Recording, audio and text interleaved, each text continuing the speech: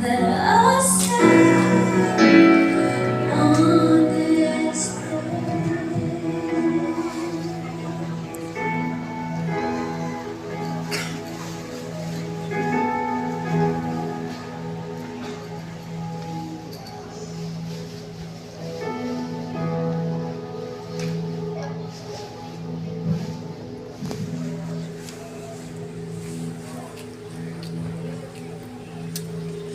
Ayan.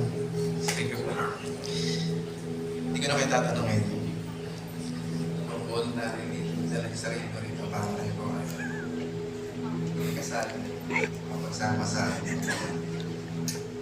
siguro lahat tayo ay samahan nyo kami. At ikating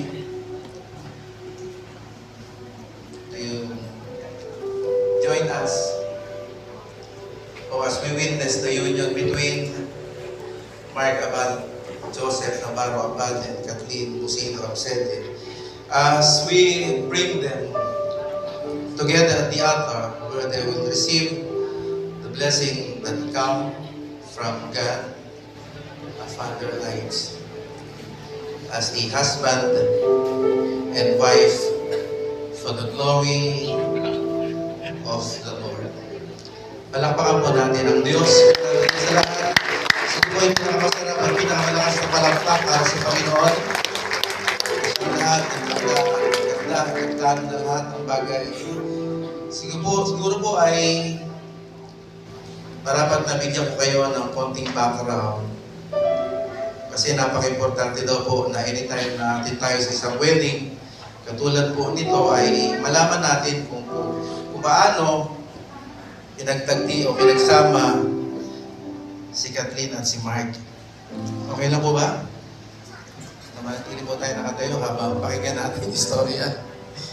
Sabi ni Pastor June Sanoy, napakaswerte daw ni Kuya Mark para daw siya tumama sa loob. 300. Para lagi din sinasabi. Swerte ni Kuya Mark. Swerte daw ni Kuya Mark kay Ate Kathleen. Pero hindi nila alam, mas maswerte si Kathleen kay Mark. Pero tumatangoy si Kathleen.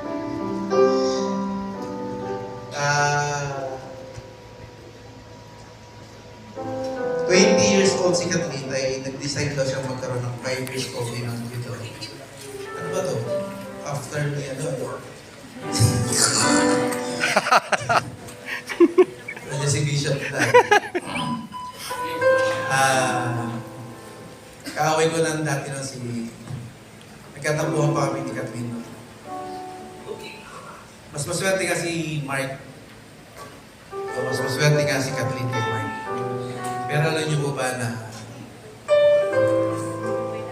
si Mark po nanligaw sa dinami-dami na nagpaalam sa akin para maligaw kay Kathleen. Lahat po yun, hindi ko sinangayunan. Pero pangako, ni-refuse nun eh. Kami Kathleen yung kasi. Pastor din siya, nagpaalam sa akin. Nilibre niya pa ako. Pero first time ko rin sinabi sa kanya na hindi talaga ako sa kanya. Pakialam meron po ako sa kanya. Sabi ko, hindi ko pakialam si Kathleen kasi